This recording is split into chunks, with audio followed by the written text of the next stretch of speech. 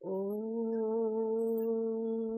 नमो ब्रह्मादिभ्यो ब्रह्मविद्यासम्प्रदायकर्तृभ्यो वंशर्षिभ्यो महद्भ्यो नमो गुरुभ्यः। सर्वोपप्लवरहितप्रज्ञानघनप्रत्यगर्थो ब्रह्मैवाहमस्मि ब्रह्मैवाहमस्मि। ब्रह्मानन्दं परमसुखदं केवलं ज्ञानमूर्तिं द्वन्द्वातीतं गगनसदृशं तत्त्वमस्यादिलक्ष्यम् एकं नित्यं विमलमचलं सर्वधी साक्षिभूतं भावातीतं त्रिगुणरहितं सद्गुरुं तं नमामि। सदाशिवसमारम्भां शङ्कराचार्यमध्यमाम् अस्मदाचार्यपर्यन्तां वन्दे गुरुपरम्पराम्। श्रुतिस्मृतिपुराणानाम् आलयं करुणालयं नमामि भगवत्पादं शङ्करं लोकशङ्करं शङ्करं शङ्कराचार्यं केशवं बादरायणं सूत्रभाष्यकृतौ वन्दे भगवन्तौ पुनः पुनः। ईश्वरो गुरुरात्मेति मूर्तिभेदविभागिने व्योमवद्व्याप्तदेहाय दक्षिणामूर्तये नमः। ॐ सहना भवतु सहनौ भुनक्तु सह वीर्यङ्करभावहै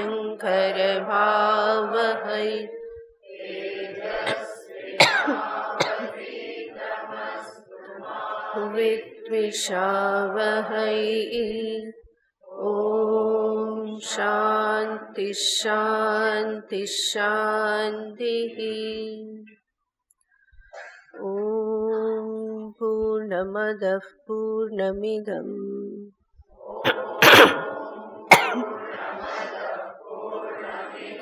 पूर्णात् पूर्णमुदच्यते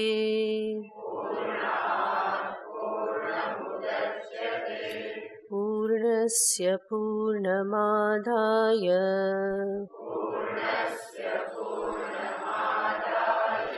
पूर्णमेवावशिष्यते।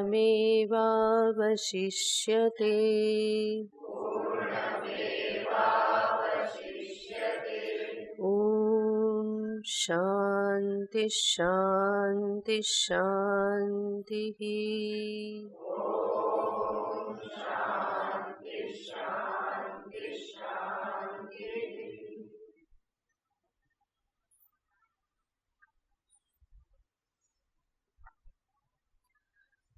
ॐ ईशावास्यमिदं सर्वं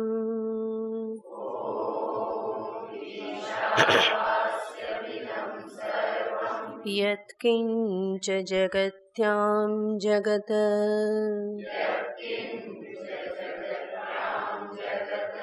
तेन त्यक्तेन भुञ्जीथाः।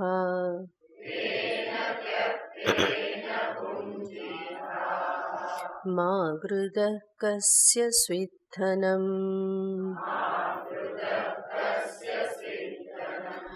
कुर्वन्नेवेह कर्माणि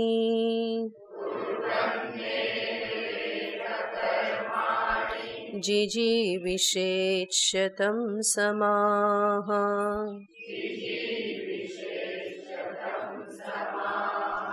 एवं त्वयि नान्यथेतोऽस्ति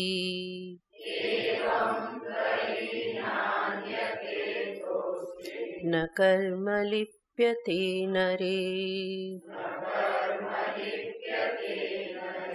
असूर्यानाम ते लोकाः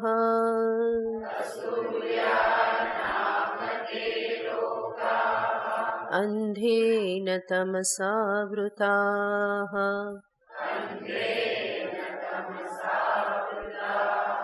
तागुस्ते प्रेत्याभिगच्छन्ति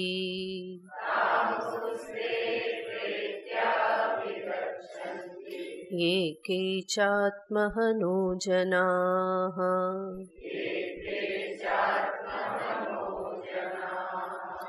अनेजदेकं मनसो जवीयो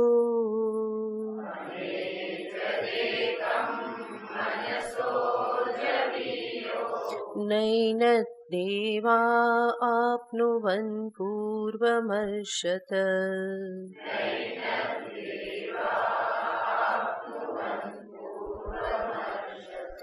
तत्थावतो न्यान्यत्येति तिष्ठत्।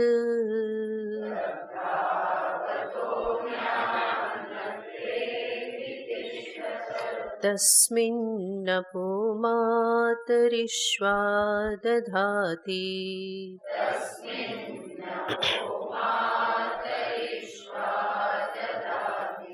तदेजति तन्नेजति तद्दूरे तद्वन्दिके।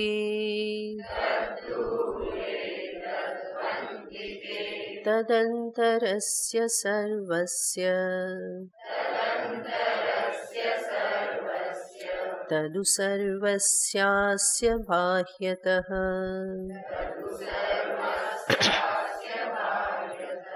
यस्तु सर्वाणि भूतानि आत्मन्येवानुपश्यति।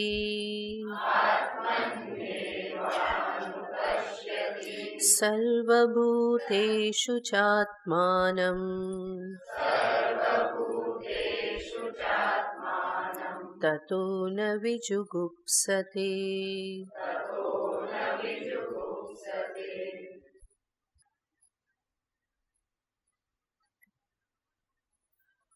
મનુષ્યને હંમેશા ત્રણ વસ્તુ સતાવતી હોય છે અને એના સર્વ પ્રયત્નો પણ આ ત્રણ વસ્તુને નિવૃત્ત કરવાના હોય છે, જે છે ભય, અજ્ઞાન, દુઃખ. ભય મનુષ્યને માટે સમસ્યા છે. હંમેશા એની નિવૃત્તિને માટે એ પ્રયત્ન કરે છે. એવી જ રીતે અજ્ઞાન પણ એનાથી સહન નથી થતું. જ્ઞાન પ્રાપ્તિના પ્રયત્નો કરે છે. દુઃખ પણ એના માટે સમસ્યા છે. દુઃખ પણ નથી ગમતું, સહન નથી થતું અને એટલે એની નિવૃત્તિ માટે પણ પ્રયત્ન કરે છે. વિચાર કરીએ તો લાગે કે જેટલા પણ પ્રયત્ન મનુષ્ય કરે છે એ સર્વ પ્રયત્ન શેના માટે છે? આ ત્રણની નિવૃત્તિને માટે પ્રયત્ન કરે છે. મૃત્યુનો ભય, બીજા અનેક પ્રકારની બિનસલામતીઓના કારણે ભય, અનેક પ્રકારના ભયથી એ ગ્રસ્ત છે. અને આ સર્વ ભયના મૂળમાં રહેલ છે મૃત્યુનો ભય. અને આ જે ત્રણ વસ્તુ જે છે, અજ્ઞાન, ભય અને દુઃખ, આ ત્રણ એના માટે સમસ્યા શા માટે છે? કારણ કે મૂળભૂત રીતે મનુષ્યનું સ્વરૂપ સત ચિત્ત આનંદ સ્વરૂપ છે.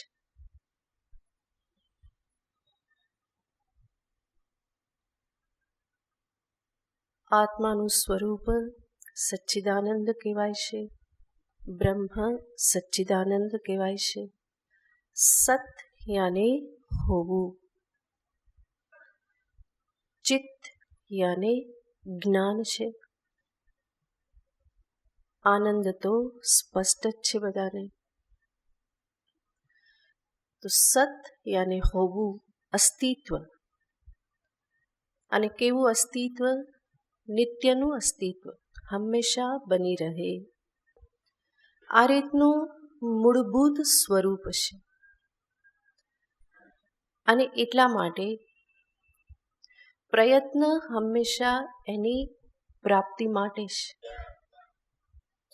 જેવી રીતે સમુદ્રમાંથી ઉપર ઉઠેલું જલ ફરી નદી રૂપે સમુદ્રમાં ભળી ન જાય ત્યાં સુધી એની યાત્રા ચાલુ રહેશે. સૂર્યની ગરમીથી જે પણ જળ વરાળ બનીને ઉઠ્યું એ ફરી ક્યાં પહોંચવાનો પ્રયત્ન કરશે? સમુદ્રમાં જ પહોંચવાનો પ્રયત્ન કરશે. તો પોતાના મૂળ સ્ત્રોત સુધી પહોંચવાનો પ્રયત્ન દરેક વસ્તુનો હોય છે. એવી જ રીતે મારો પોતાનો મૂળ સ્ત્રોત છે આ સત્તા અને અસ્તિત્વ, જ્ઞાન અને આનંદ. માટે જ્યાં સુધી હું મને પોતાને એ સત્તા, જ્ઞાન, આનંદ રૂપે પોતાને ઉપલબ્ધ ન કરું, પોતાને ન પામું, ત્યાં સુધી પ્રયત્ન હંમેશા એની પ્રાપ્તિનો રહેવાનો જ છે. અને એટલે એનાથી વિપરીત, સત્તાથી વિપરીત મૃત્યુ, કે જ્યાં હું મને પોતાને સમજું છું કે મારો અભાવ થઈ જશે. અને એ મને મંજૂર નથી, કારણ કે હું સત્તારૂપ છું, નિત્યનું અસ્તિત્વ છું. અજ્ઞાન સહન થતું નથી, કારણ કે હું જ્ઞાન સ્વરૂપ છું. હંમેશા જાણવાની ઈચ્છા થાય છે. કોઈ કહે કે અમને તો એવું કંઈ જાણવાની ઈચ્છા નથી, તો ન્યૂઝપેપર શું કરવા મંગાવો છો? ટીવી ખોલીને શા માટે બેસો છો? ન્યૂઝપેપર મંગાવો છો, મેગેઝિન્સ બધા વાંચો છો, ટીવીમાં ન્યૂઝ જોતા રહો છો. આ બધું શું બતાવે છે? જાણવાની ઈચ્છા છે. મારાથી કંઈ અજ્ઞાત ન રહી જાય, હું જાણી લઉં. તો આ જે ઈચ્છા જે છે, આ ઈચ્છાના મૂળમાં છે મારું પોતાનું જ્ઞાન સ્વરૂપ. એવી જ રીતે દુઃખ નિવૃત્તિની ઈચ્છા એ પણ એટલા માટે છે કે મારું સ્વરૂપ આનંદ સ્વરૂપ છે. માટે દુઃખ મારાથી સહન ન થાય. જે પણ આ સત ચિત્ત આનંદથી વિરુદ્ધ હોય એ મને ક્યારેય પણ પસંદ હોય નહીં. તો આ રીતે જોઈએ તો મારી જે પણ ઈચ્છાઓ જે છે એ ઈચ્છાઓનું કેન્દ્ર બિંદુ શું છે? આ સત ચિત્ત આનંદ. કોઈને કોઈ રીતે હું એ સચ્ચિત આનંદ તરફ જ જવા માંગુ છું. જરૂર એનો મુખ્ય ઉપાય, મૂળભૂત ઉપાય, સાચો ઉપાય ખબર નથી. અને એટલા માટે ખોટી જગ્યાએ ખોટી રીતે પણ મનુષ્ય પ્રયત્ન કરતો રહેશે. અને એ પ્રયત્નમાં અમુક અંશે સફળ થાય છે, પરંતુ સંપૂર્ણ સફળ થતો નથી. એ પ્રયત્ન કરે તો જરૂર પોતાના અસ્તિત્વને એ સંભાળી શકે છે. પ્રયત્ન કરે, દુઃખની નિવૃત્તિ કરી શકે છે. પ્રયત્ન કરે એને થોડું સુખ પ્રાપ્ત થાય છે. પરંતુ આ બધું જ કેવું હોય છે કે અનિત્ય હોય છે. થોડુંક જ્ઞાન પ્રાપ્ત કરે છે, એની સામે અજ્ઞાનનું મોટું ક્ષેત્ર ખુલી જાય છે. જેટલું જાણે એને લાગે કે ઓ હજુ તો આમાં ઘણું બધું જાણવાનું બાકી છે, હજુ તો ઘણું બધું રિસર્ચ કરી શકાય એમ છે, આપણે આ જાણતા નથી. તો જ્ઞાન પ્રાપ્ત કરે છે. એવી જ રીતે દુઃખની નિવૃત્તિ માટે ઉપાય કરે, દુઃખ નિવૃત્ત થાય છે. થોડું એને સુખ પણ પ્રાપ્ત થાય છે, એની ના નથી. અને એટલા માટે જ એના પ્રયત્નો ચાલુ રહેશે. પરંતુ મુખ્ય સવાલ છે કે આ સમસ્યાનો હંમેશાને માટે એનો ઉકેલ, એનું સમાધાન કોઈ છે કે નહીં? એવું કંઈ છે કે જેના પરિણામે આ બધા સુખના, જ્ઞાનના કે અસ્તિત્વના ટુકડાઓ ભેગા કરવાની જગ્યાએ મને એવું કંઈક મળી જાય કે જેના પરિણામે જાણે કે આનો મૂળ સ્ત્રોત મારા હાથમાં આવી ગયો છે. હવે મારે ટુકડા પાછળ ભાગવાની જરૂર ન રહે. આવો કોઈ ઉકેલ ખરો? આવું કોઈ સમાધાન ખરું? એનો ઉત્તર આપણને ઉપનિષદ શાસ્ત્ર આપે છે. સમાધાન છે, બહુ સહેલું સમાધાન છે. સહેલું શા માટે છે? ઉપનિષદ કહે છે જે તું ઈચ્છા રાખે છે, જેને તું ઝંખે છે, એ તો વાસ્તવમાં તારું સ્વરૂપ જ છે, ક્યાંય દૂર નથી. અને એટલા માટે આ સત્યને જાણવા માત્રનો જ ફેર છે.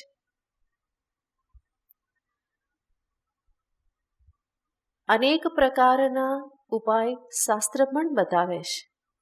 મનુષ્યની મનોસ્થિતિને સામે રાખીને ભિન્ન ભિન્ન ઉપાય શાસ્ત્ર બતાવે છે. જેમાં કર્મયોગ દર્શાવે છે, જેના વિશે આપણે શ્રવણ કરી રહ્યા છીએ. કર્મયોગથી જરૂર કંઈ કમશે, દુઃખ નિવૃત્તિ થાય, જ્ઞાન પ્રાપ્તિ થાય, આ બધું સંભવ બને છે. ધર્માચરણના પરિણામે પણ જીવનમાં શુદ્ધિ, શાંતિ આ બધું પ્રાપ્ત થાય છે. મારી જ ઈચ્છાઓનું, વાસનાઓનું શુદ્ધિકરણ થાય છે. ભગવત ભક્તિ ઉપાસના રૂપી પણ ઉપાય છે, જેનાથી મારી ઈચ્છાઓ, વાસનાઓ ઈશ્વરની સાથે સંબંધને પ્રાપ્ત કરે છે.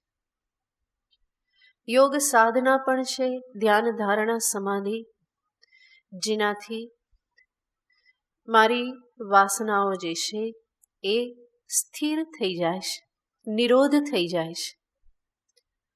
તો આ રીતે કર્મયોગ આ ઈચ્છાઓનું શુદ્ધિકરણ કરે, ઉપાસના મારી ઈચ્છાઓને ઈશ્વરની સાથે ભેળવી દેશે, યોગી વૃત્તિઓનો નિરોધ કરે છે. આ બધા ઉપાય છે અને એ બધા ઉપાય જરૂર થોડું થોડું કાર્ય કરે છે. વેદાંત શાસ્ત્ર જે છે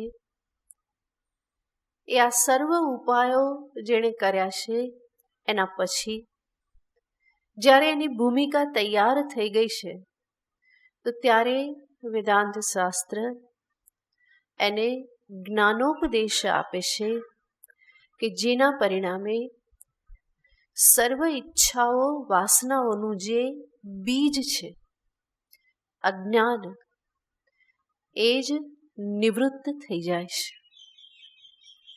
અને આ અજ્ઞાન નિવૃત્તિ એ મૂળભૂત કાયમનું સમાધાન છે. કારણ કે સમસ્યા અજ્ઞાનના કારણે છે, તો સમાધાન શેનાથી થાય? જ્ઞાનથી જ થાય. જ્યાં અજ્ઞાન, ગેરસમજણ સમસ્યાનું મૂળ હોય તો ત્યાં સમાધાન, સાચી સમજણ, જ્ઞાન એ જ સમાધાન હોય. અને અહીંયા અજ્ઞાન, શેના અજ્ઞાનની વાત કરવામાં આવે છે? પોતાના જ સ્વરૂપભૂત અજ્ઞાનની વાત છે.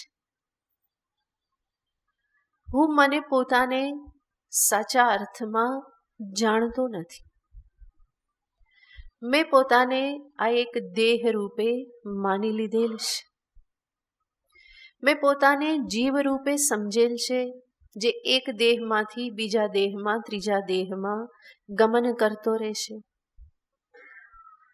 મેં મને પોતાને જરૂર ચેતન રૂપે સમજેલ છે, પરંતુ એ ચૈતન્ય પણ પરિચ્છિન્ન છે એવું મારા મનમાં બેઠેલું છે. હું આટલો છું અને આટલું જ ચૈતન્ય છે. જરૂર ભાન છે કે શરીરના કણે કણમાં ચૈતન્ય વ્યાપ્ત છે. એ ભાન છે, પરંતુ શરીરથી બહાર હું ઝીરો છું, આવું પણ સાથે સાથે ભાન છે. તો આજ તો અજ્ઞાનનું સ્વરૂપ છે. ઉપનિષદ શાસ્ત્ર મને કહેશે કે તું ચૈતન્ય માત્ર સ્વરૂપ છે, જે ચૈતન્યમાં ક્યારેય કોઈ પરિચ્છિન્નતા, લિમિટેશન્સ હોઈ શકે નહીં. જરૂર એની અભિવ્યક્તિનો અભાવ હોઈ શકે, માધ્યમના અભાવના કારણે. અરીસો ન હોય તો સનલાઇટ રિફ્લેક્ટ ન થાય. એનો અર્થ એ નહીં કે સૂર્યપ્રકાશ નથી. અરીસો ન હોય તો અભિવ્યક્ત નથી થતું, પરંતુ સનલાઇટનો અભાવ સિદ્ધ થતો નથી. બલ્બ ન હોય તો વીજળી વ્યક્ત નથી થતી. એનો અર્થ નહીં કે વીજળી જ નથી, તો વીજળીની અભિવ્યક્તિ નથી. ઇલેક્ટ્રિસિટી અભિવ્યક્ત નથી થતી, કારણ કે માધ્યમ નથી. એવી રીતે સૂક્ષ્મ શરીર કો, અંતઃકરણ કો, મન કો, એનો જ્યાં અભાવ છે ત્યાં ચૈતન્યની અભિવ્યક્તિ નથી થતી. પરંતુ ચૈતન્ય નથી એવું નથી.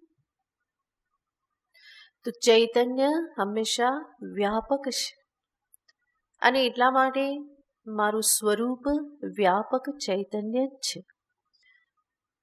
એટલું જ નહીં, આ વ્યાપક ચૈતન્ય ક્યારેય પણ ક્ષીણ થતું નથી, અવિનાશી છે. એટલે કે નિત્ય સત્તાવાન છે. અને પરિચ્છિન્નતા નથી તો એમાં દુઃખ પણ નથી, માટે આનંદ સ્વરૂપ છે. તો આ રીતે મારા જ પોતાના સ્વરૂપનું જ્ઞાન, કે જેનાથી અજ્ઞાન નિવૃત્તિ થાય, તો એ જ મારી સમસ્યાઓનું સમાધાન છે. અને આ રીતે પોતાના સ્વરૂપને સમજી લેવું, એના થકી જ મોક્ષ છે એવું કહેવામાં આવે. મોક્ષ એટલે શું? મોક્ષના સંદર્ભમાં ઘણી બધી ગેરસમજણ પ્રવર્તતી હોય છે, અને એના જ ચક્કરમાં અનેક જગ્યાએ લોકો ફસાઈ જતા હોય છે. એટલા માટે કહેવામાં આવે, અમારે ત્યાં આવો, અઠવાડિયામાં મુક્તિ. અને સાથે બીજું પણ ઘણું બધું કહેવામાં આવે, આખું પેકેજ આપવામાં આવે. બધે પેકેજ જ ચાલે છે, તો પછી અધ્યાત્મમાં પણ શું ચાલે? પેકેજ ચાલે ને. તો અઠવાડિયામાં મુક્તિ, 3 દિવસમાં મુક્તિ, 12 દિવસમાં સંસારથી મોક્ષ. આ બધી જ ભ્રમણાઓ છે, લોકોને ભરમાવવાના બધા ખ્યાલ છે. સ્વયં વેદશાસ્ત્ર, પરમાત્માના મુખેથી પ્રગટ થયેલું આ ઉપનિષદનું જ્ઞાન છે. અને એ કહેશે કે મોક્ષ કોઈ એવી વસ્તુ નથી કે જેને ક્યાંક જઈ કે કંઈક કરીને બીજા સમયમાં પ્રાપ્ત કરવાની હોય, બલકે મોક્ષ શબ્દનો અર્થ થાય છે નિત્ય મુક્તિ, નિત્યની મુક્તિ. અને આવું જે નિત્ય મુક્ત રૂપ જે છે એ તો આત્માનું સ્વરૂપ છે. ઉપનિષદ કહેશે કે મોક્ષ એ આત્માનું સ્વરૂપ છે. યાને મોક્ષ યાને આત્માનું નિત્ય મુક્ત હોવું, નિત્ય મુક્ત હોવાપણું. આ એક જ વસ્તુ છે બ્રહ્માંડમાં કે જે નિત્ય મુક્ત છે. સ્વરૂપમાં, ચૈતન્યમાં બંધન ક્યારેય પણ આવેલું નથી.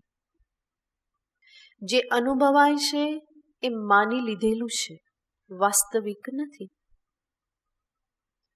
અને જે માની લીધેલું હોય એની નિવૃત્તિ સાચી સમજણથી થાય.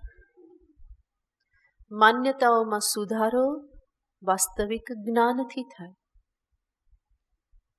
તો મોક્ષ અને કોઈ અલગ વસ્તુ નથી, મારાથી કોઈ જુદી વસ્તુ નથી, બલકે એ મારું પોતાનું સ્વરૂપ છે. અને એટલે આત્મ સ્વરૂપની દ્રષ્ટિથી જોઈએ તો હું નિત્ય મુક્ત છું. મુક્તિ એ તો મારું સ્વરૂપ જ છે. અને જે મારું સ્વરૂપ જ હોય એ મને બીજી કોઈ વ્યક્તિ આપી શકે નહીં કે અપાવી શકે નહીં, બીજે ક્યાંયથી મેળવી આપે નહીં. એના માટે જરૂર છે એ સમજદારીની જ કે હું વાસ્તવમાં મુક્ત જ છું. અને પોતાનું નિત્ય મુક્ત સ્વરૂપ સમજવાને માટે જે માર્ગ ઉપનિષદ શાસ્ત્ર દર્શાવે છે, વેદાંતના આચાર્ય દર્શાવે છે, એ માર્ગે મારે આગળ વધવું રહ્યું.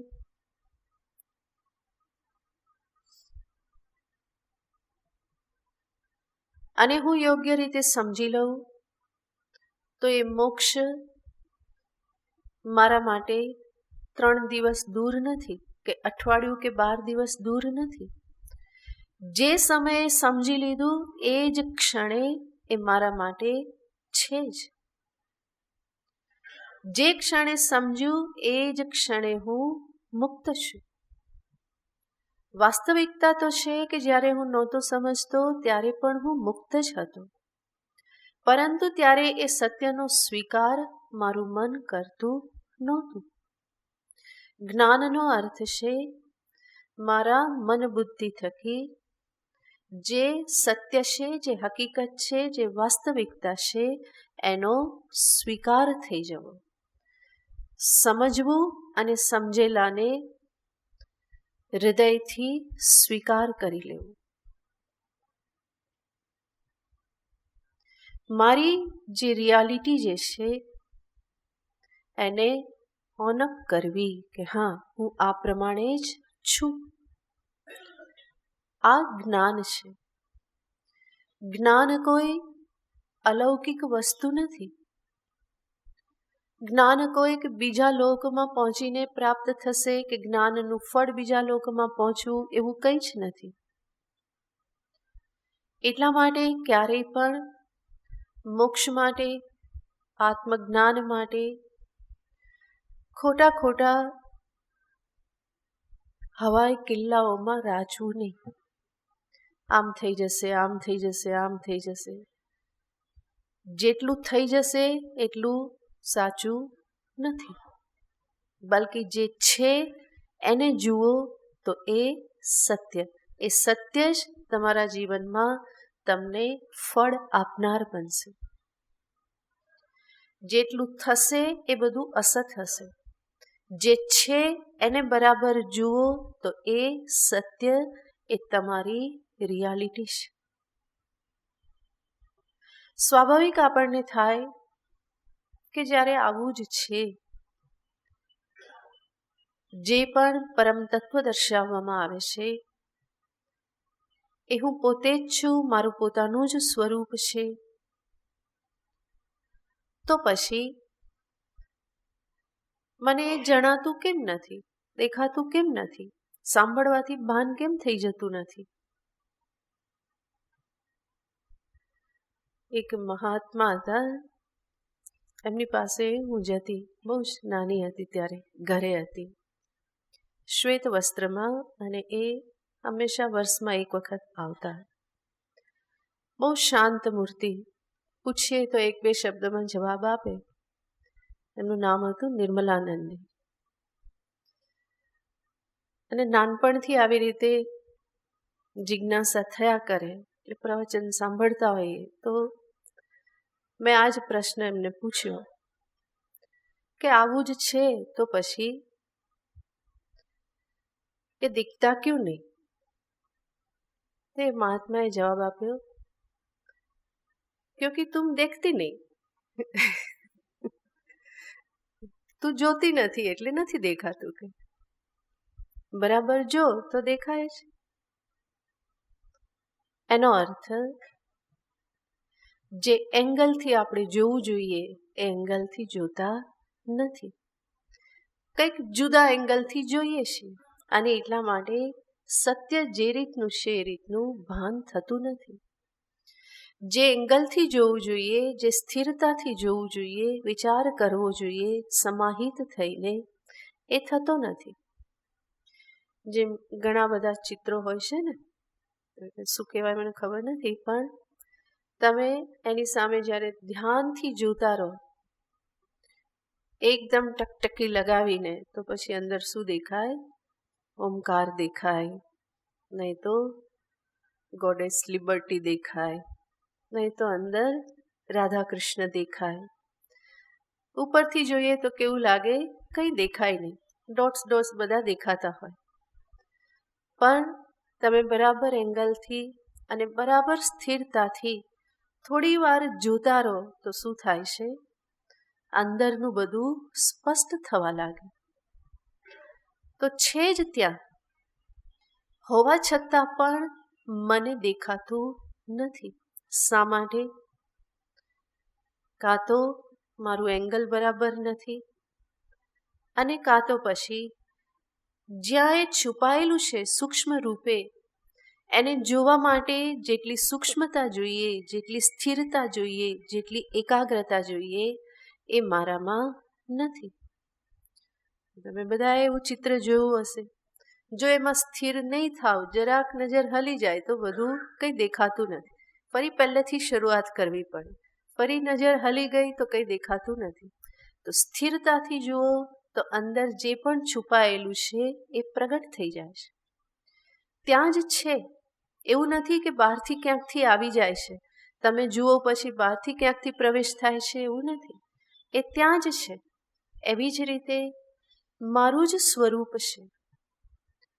મારા કંઈક કરવાથી એ બીજે ક્યાંયથી આવી જાય છે એવું નથી.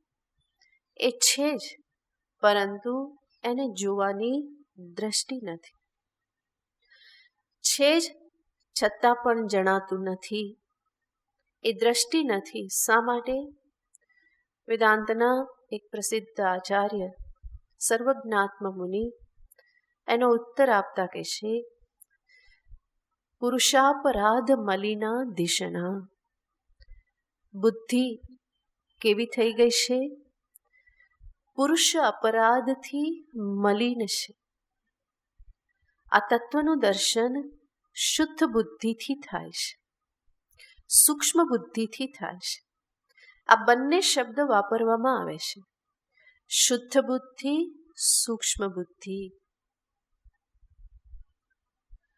કેવલ સૂક્ષ્મ બુદ્ધિથી પણ કામ ચાલતું નથી. તીક્ષ્ણ સૂક્ષ્મ બુદ્ધિ કેવળ હોય એટલાથી કામ ચાલતું નથી. ઘણા બધા હોય છે સૂક્ષ્મ બુદ્ધિમાન, તીક્ષ્ણ બુદ્ધિવાળા. કેટલું બધું રિસર્ચ થાય છે, બધા સાયન્ટિસ્ટ જે છે બધા કેવા છે? સૂક્ષ્મ બુદ્ધિવાળા છે, તીક્ષ્ણ બુદ્ધિ છે, ઘણું સૂક્ષ્મ વિચારી શકે છે, જોઈ શકે છે. પરંતુ આ તત્વની વાત આવે તો બુદ્ધિ ચાલતી નથી. એના માટે સૂક્ષ્મની સાથે શુદ્ધ બુદ્ધિ જોઈએ. શુદ્ધિ એ પ્રથમ શરત છે. બહુ વધારે પડતી બુદ્ધિ, બહુ તીક્ષ્ણ બુદ્ધિ એની આવશ્યકતા નથી. હા, જરૂર જે કહેવામાં આવે એને જોઈ શકું, શબ્દોની સાથે સાથે હું યાત્રા કરી શકું, એટલી સૂક્ષ્મ બુદ્ધિ જોઈએ. તો સૂક્ષ્મ બુદ્ધિ પણ જોઈએ, શુદ્ધ બુદ્ધિ પણ જોઈએ. અને આવી બુદ્ધિ ન હોય તો એને જ કહેવામાં આવે છે મલિન બુદ્ધિ. અને બુદ્ધિની મલિનતા એ જ દોષ છે, જેના પરિણામે સત્ય વસ્તુનું દર્શન નથી થતું. જેવી રીતે આંખમાં કંઈક પડ્યું હોય તો સામેની વસ્તુ જણાતી નથી, એ આંખની અશુદ્ધિ છે. એવી જ રીતે બુદ્ધિની અશુદ્ધિ, જેમ કહ્યું પુરુષાપરાધ મલિના ધિષણા, દ્રષ્ટાંતથી સમજીએ. જેવી રીતે નેત્રમાં કઈ રોગ હોય તો એને કહેવાય નેત્રાપરાધ. કઈ રોગ છે, કમળો થયો તો સફેદ વસ્તુ હોવા છતાં પણ કેવી દેખાય? પીળી દેખાય. તો વસ્તુ તો સફેદ જ છે અને છતાં પણ કેવી દેખાય? પીળી દેખાય. તો એ શેનો અપરાધ છે? નેત્રનો અપરાધ, નેત્ર દોષ છે. તાવ આવ્યો હોય, પિત્ત જ્વર હોય તો કંઈ પણ મોઢામાં નાખો કેવું લાગે? કડવું લાગે, કારણ કે પિત્ત જ્વર ચડેલો છે. તો વસ્તુ કડવી તો નથી અને છતાં પણ કડવી લાગે છે, તો એ છે રસનેન્દ્રિયનો અપરાધ, દોષ. એવી જ રીતે બુદ્ધિનો અપરાધ. બુદ્ધિ પર અનાદિકાલની વાસનાઓ ચડેલી છે, અનેક પ્રકારના સંસ્કારોથી ગ્રસ્ત છે અને એના પરિણામે બુદ્ધિમાં પણ મંદતા, જડતા, કુતર્ક, એ ઉપરાંત લોભ, મોહ, આ બધા પણ દોષ રહેલા છે. અને આવા બધા દોષોથી યુક્ત બુદ્ધિ વડે જ્યારે હું જોઉં તો મને સત્યનું દર્શન ન થાય. અને એટલા માટે જ આ બુદ્ધિને શુદ્ધ કરવા માટે, તૈયાર કરવા માટે કર્મયોગ, ભગવત ભક્તિ, યોગ સાધના, આ બધા જ સાધનોનો ઉપયોગ છે કે જેના થકી મારી બુદ્ધિની તૈયારી થાય, એ ભૂમિકા તૈયાર થાય કે જેના પરિણામે એ જ્ઞાનને પોતાનામાં ઝીલી શકે. તો આવું આ આત્મ સ્વરૂપનું જ્ઞાન, સચ્ચિત આનંદ રૂપે જ્ઞાન, એ જ સાચું જ્ઞાન છે. અને એ જ્ઞાનમાં જ મારી સર્વ સમસ્યાની નિવૃત્તિ રહેલી છે. માટે જ ઉપનિષદ કહેશે તદ્વિજિજ્ઞાસસ્વ, હે જીવ તું આ તત્વને જાણી લે, તારા જ નિજી સ્વરૂપને તું ઓળખી લે. એમાં જ સમાધાન છે, એમાં જ શાંતિ છે.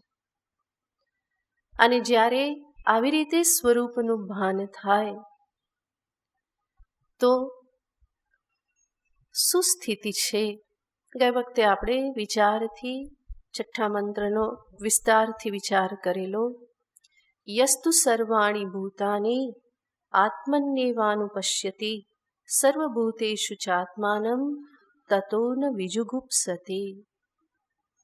જે સર્વને પોતાનામાં જુએ છે, પોતાને સર્વમાં જુએ છે, અને ત્યારે આ જ્ઞાન જે છે એ વાસ્તવિક જ્ઞાન બને છે.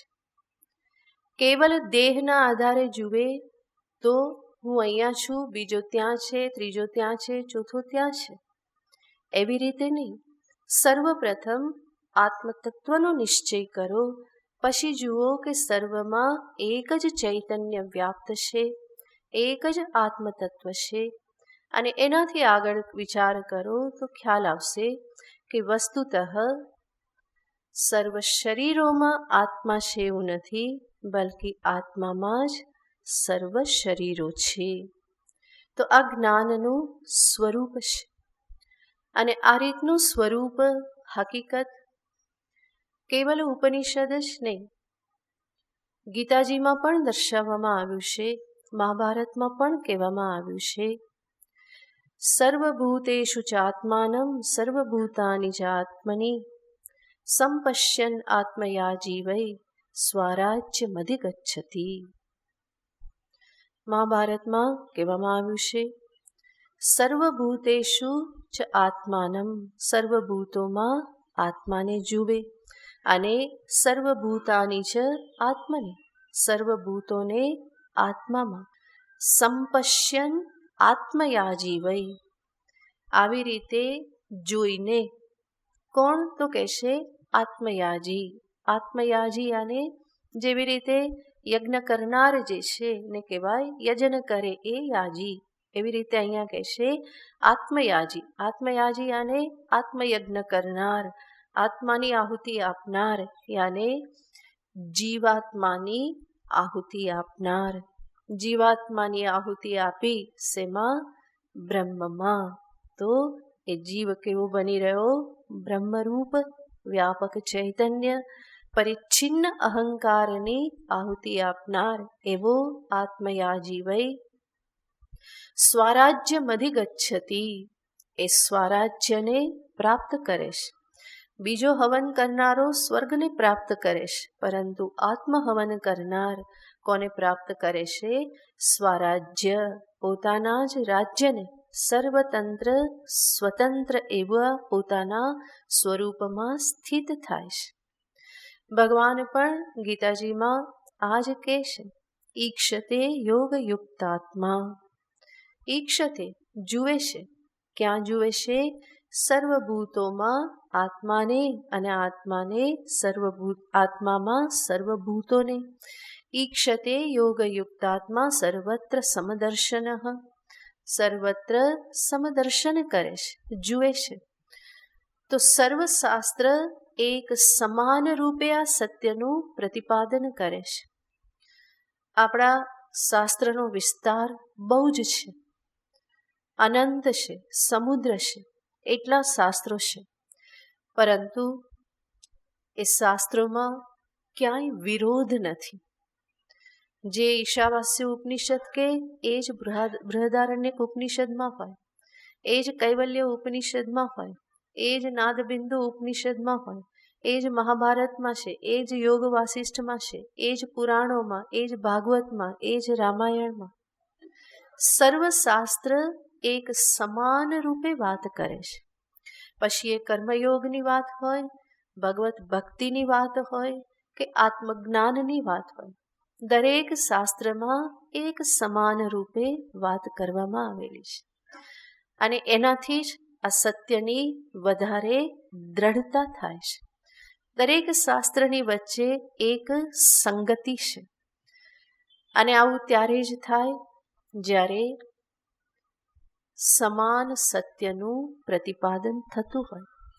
સત્ય એક જ છે, એક રૂપ છે. ક્યારેય પણ સત્ય બે હોઈ શકે નહીં.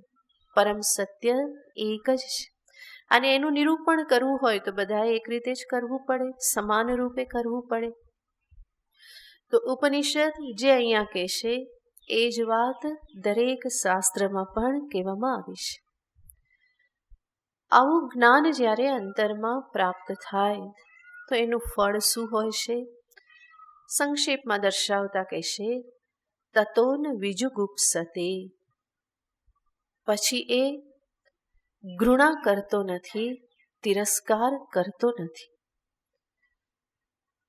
જ્યાં જાણી લીધું કે સર્વત્ર એક જ આત્મ ચૈતન્ય છે, તો ઘૃણા કોની સામે કરે? જેવી રીતે આ એક શરીર જે છે એમાં મને આત્મભાવ છે. આત્મભાવ હોવાના કારણે મને મારા કોઈ અંગો પ્રત્યે ઘૃણા થતી નથી. મલમૂત્ર વિસર્જન જ્યાંથી થાય એ અંગ પ્રત્યે પણ મને ઘૃણા નથી.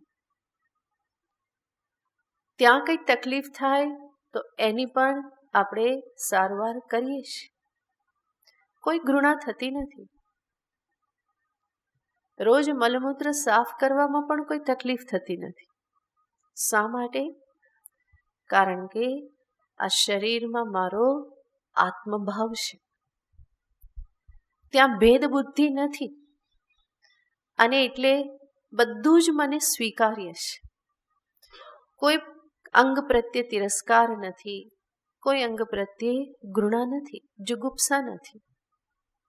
એવી જ રીતે જ્યારે સર્વમાં આત્મદર્શન થાય તો કોઈ જીવ પ્રત્યે અંતરમાં તિરસ્કાર, ઘૃણા નહીં થાય.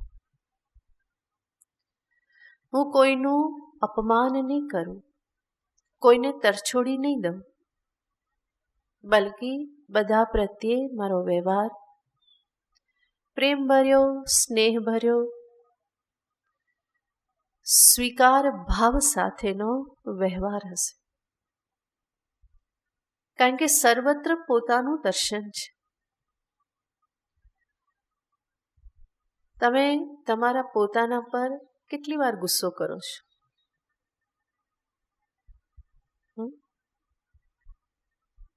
નથી કરતા ને? હા, તમે ક્યારેક બોલી દો ખરા કે મને મારા પર જ ગુસ્સો આવે છે. આવું બોલી દો છો, પણ વાસ્તવમાં એવો કોઈ ગુસ્સો હોતો નથી.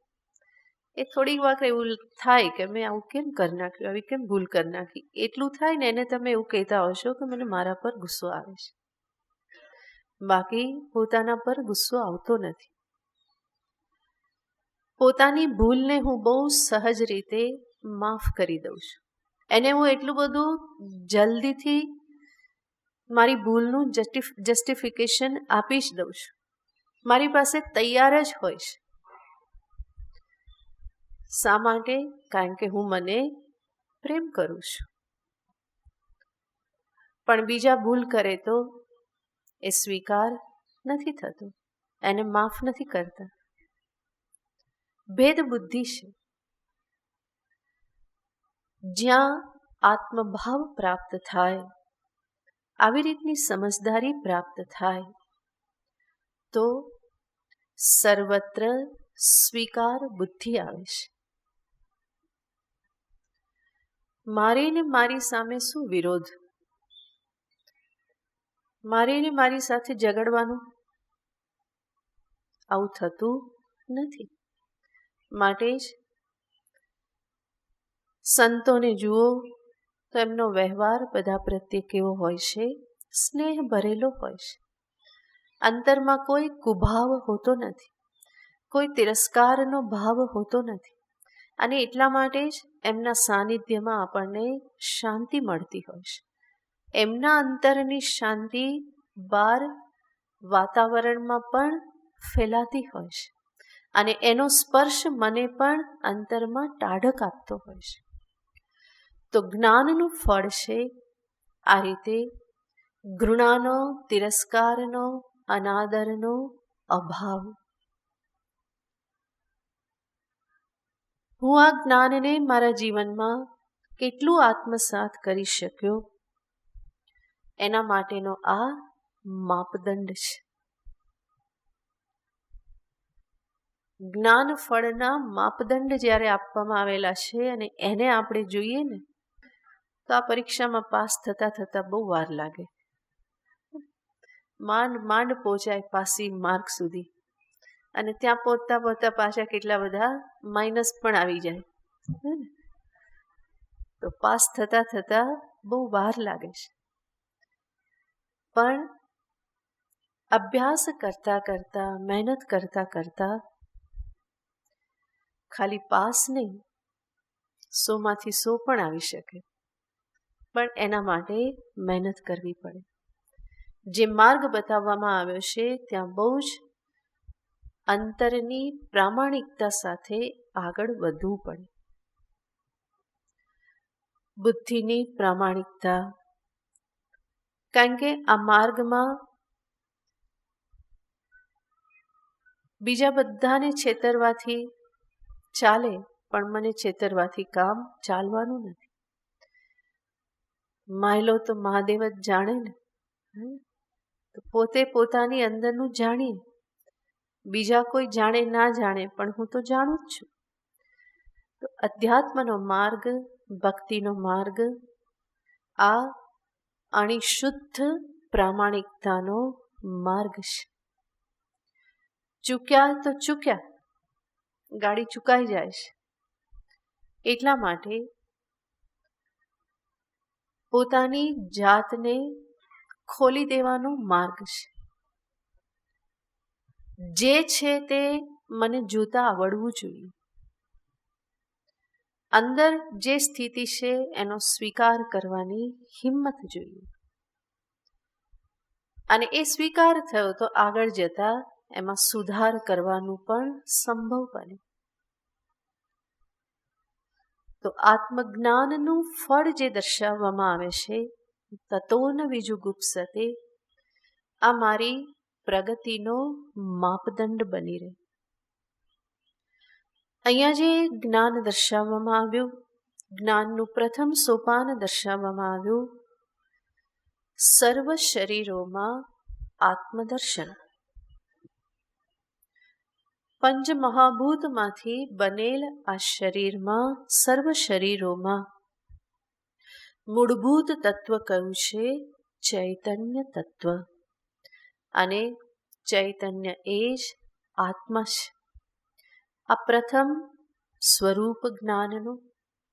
બીજું, આ ચૈતન્ય વ્યાપક છે. શરીરમાં નહીં, બલકી સર્વ શરીરો ચૈતન્યમાં છે. હજુ અહીંયા પણ જ્ઞાન પરિપૂર્ણ થતું નથી. હજુ એક ત્રીજું સોપાન, અંતિમ સોપાન બાકી રહી જાય છે. અને એનું નિરૂપણ ઉપનિષદ આગળના મંત્રમાં કરે છે, 7મા મંત્રમાં. યસ્મિન સર્વાણિ ભૂતાની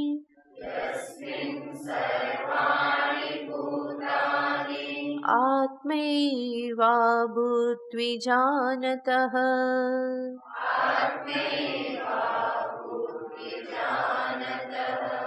તત્ર કો મોહક શોકઃ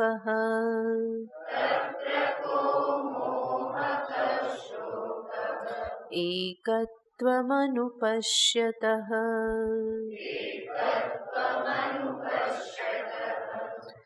યસ્મિન સર્વાણિ ભૂતાની આત્મૈવા ભૂત્વિજાનતઃ તત્ર કો મોહક શોકઃ એકત્વમનુપશ્યતઃ. રવિવારે જોઈશું. ઓમ પૂર્ણમદઃ પૂર્ણમિદં પૂર્ણાત પૂર્ણમુદચ્યતે પૂર્ણસ્ય પૂર્ણમાદાય પૂર્ણમેવાવશિષ્યતે. ઓમ શાંતિ શાંતિ શાંતિ. हरिः ॐ श्रीगुरुभ्यो नमः। हरिः ॐ।